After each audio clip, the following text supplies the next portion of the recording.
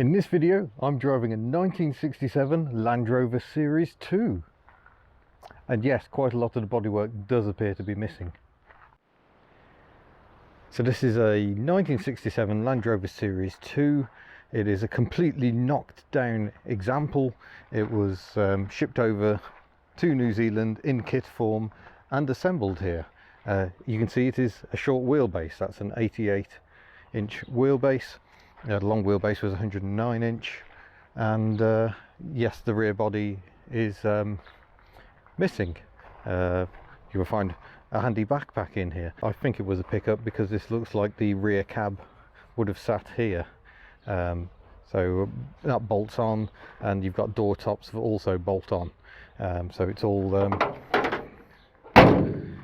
very simple engineering.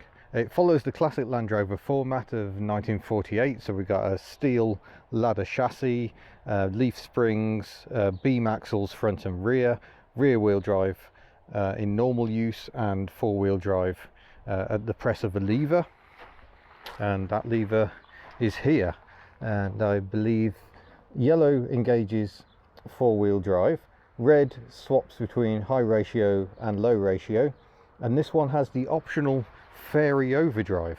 I like the way the lever just rests on the middle passenger seat there, and then we get to the actual main gear lever for the 4-speed unit, which only has synchromesh on 3rd and 4th, so I'm going to be doing a lot of double declutching today. Look at the kilometerage though, 15,000 kilometers. The owner believes that is the first time round.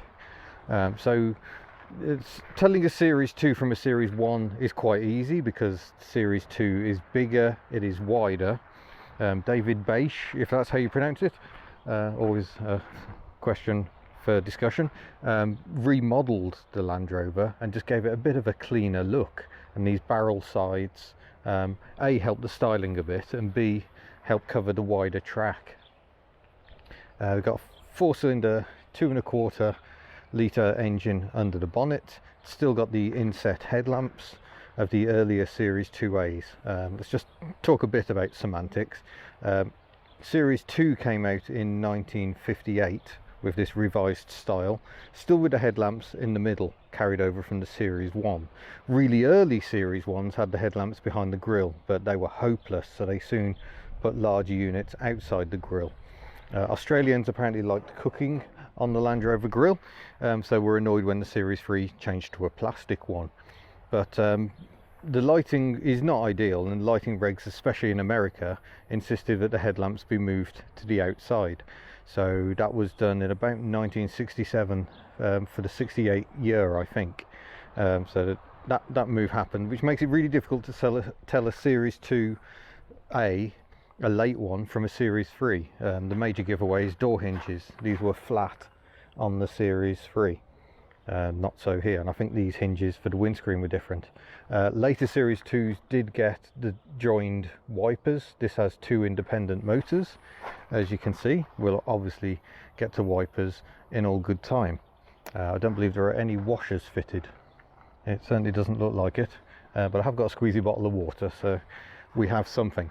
But yeah, aluminium body on top of that steel chassis, with a steel bulkhead. I think there's steel floors as well, just for a bit of strength where it's needed. So the bulkheads can rot, but all the aluminium bodywork doesn't, which means it can lose its paint finish, and that's the original company that owned it, and it's fine. All you get is the bare aluminium underneath.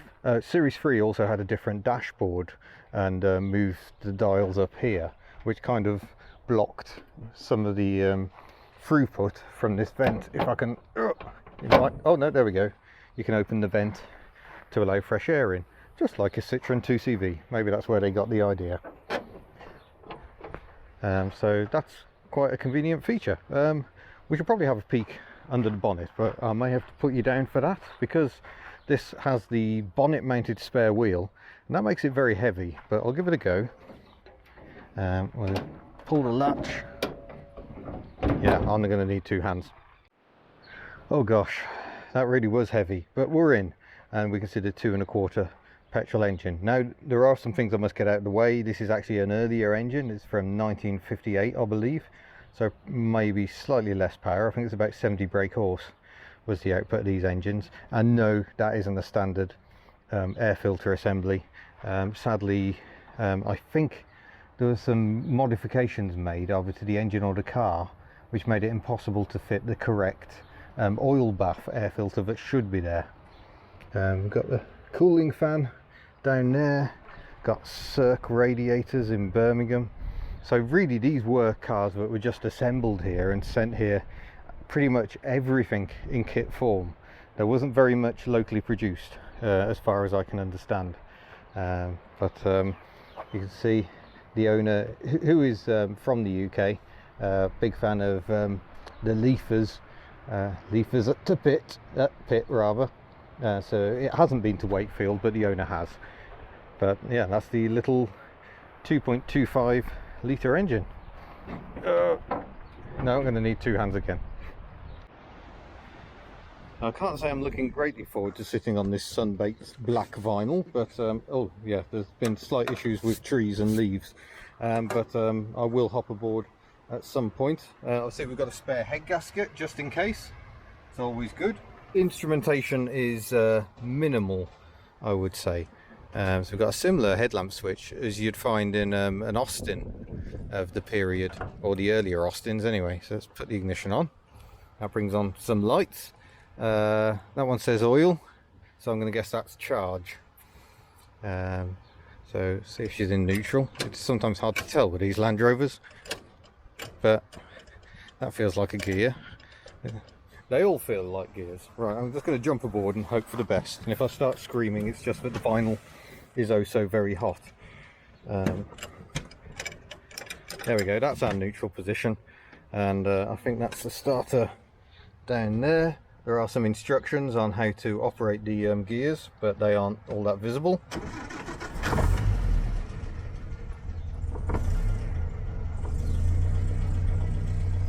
It sounds quite sweet.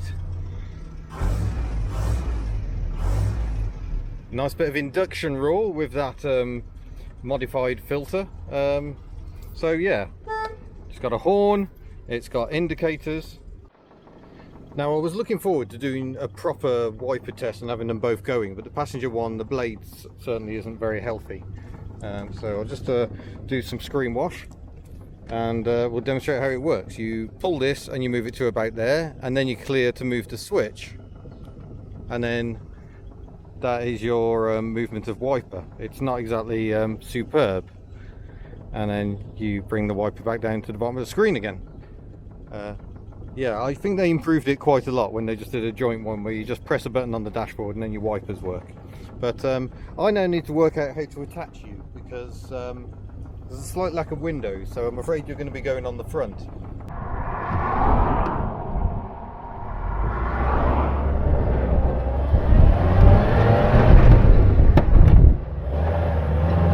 Self-cancelling indicators, 25 miles an hour.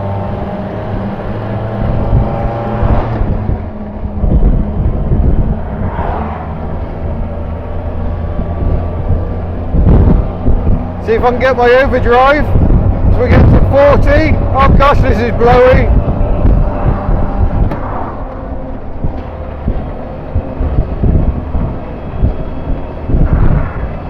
It can barely pull that overdrive.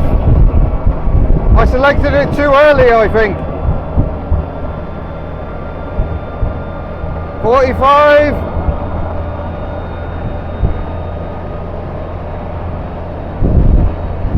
We're up to 50. There is an awful lot of noise. Oof, I decided it would be quieter to stop. But yeah, as far as I can see, there really isn't much difference between a Series 2 and a Series 2A. The only difference really being that the diesel also became 2.25 with the arrival of the 2A. You could get a 2.6 litre inlet over exhaust 6-cylinder as well later on, I think from 1967. And just to clarify on the headlamps, export models, because America being a key market, were the first to have outboard headlamps, but by 1969 they were fitted to all of these Series 2A Land Rovers. But we're in town now, so we'll see if it's a little quieter, and I'll see if I can find you a slightly better view.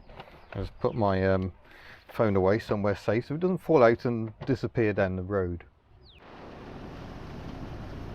Right, I'm going to try and explain what double declutching is as we drive along here, because I keep on saying it and you can't see. It's not the best camera angle, I admit there's a bit too much knee going on, I apologise, there's not much I can do about that, but try and demonstrate what we're doing. So as I pull away, I don't need seconds, so into neutral, clutch off and back on, we get a crunch free change. And then I don't need to bother for third because there is synchromesh which does the job for us. Synchromesh is basically small gears that engage and spin the shafts up to speed, so we don't have to double the clutch, and the throttle blip there to aid on the downshift. So clutch, there we go, in a second. Let's go for third. Now we're slowing down again, so I've got to blip the throttle while we go through neutral, sort of like this. Not very good. Try harder. And yes, you do often have to brake while doing that. That's what makes double declutching so difficult. You are dancing on the pedals. So a lot of old classic cars don't have first gear synchromesh. Citroen 2CV, Morris Minor. That's because it was hard to make a first gear synchromesh, but it was robust enough. It has the greatest stress to deal with.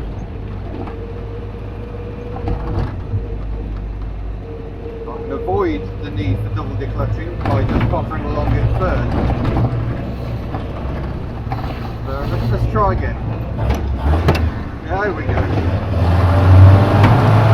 Oh, when you've fallen off, typical.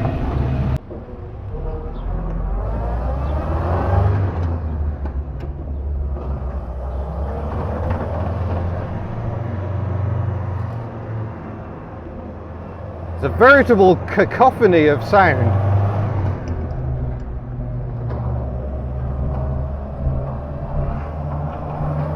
Hear the tyres now roaring away.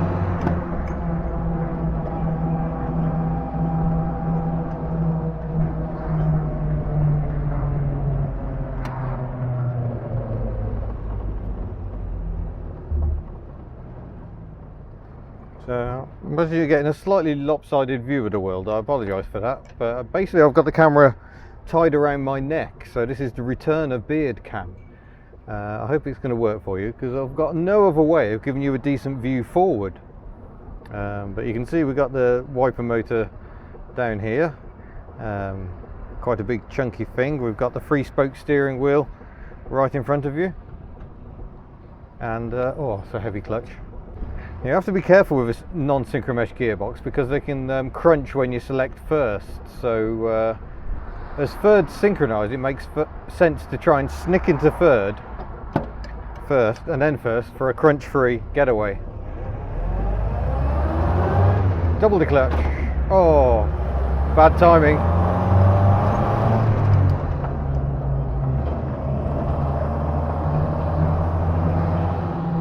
It's definitely, yeah, it's hard work driving a series Land Rover. I am full of admiration for the people who do it. I know the Euro leafers like to go driving all over Europe in their leaf spring Land Rovers, and fair play to them. I'm not sure I could do it, to be honest. Because, oh, yeah, the suspension's so bouncy your phone falls off its mount. And yeah, it's not what I'd call comfortable. The coil spring suspension made such a difference. It's why the Range Rover was such a revelation when it came out, because everyone thought this is just how Land Rovers and off-roaders behave, but they're uncomfortable because they have to be, and the Range Rover proved that that is not actually the case. Oh, can't actually reach my mount. Go away, Bixby. Something I think Samsung users must say very often. Oh, just a vehicle for driving around on the beach.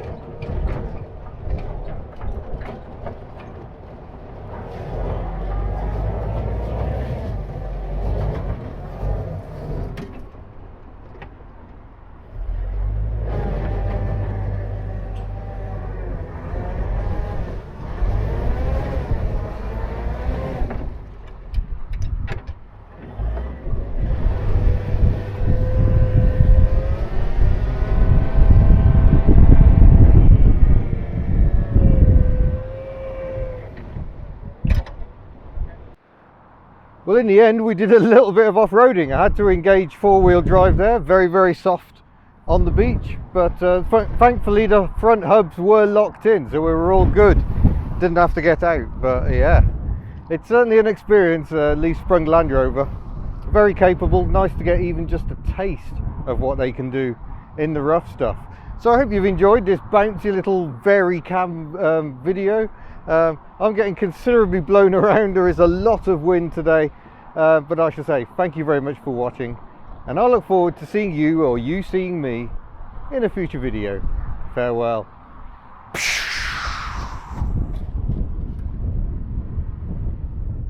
Yeah, I should have explained, it has freewheeling hubs, so with a spanner you can unlock them so they're free, and that stops the whole front axle from turning as you drive down the road. It's better for fuel efficiency, but I'm very glad they hadn't been locked in free, otherwise I might have been a bit stuck, because I don't think I've got a ratchet with me, and that would have been very embarrassing, having to get my two-wheel drive Land Rover recovered from a beach.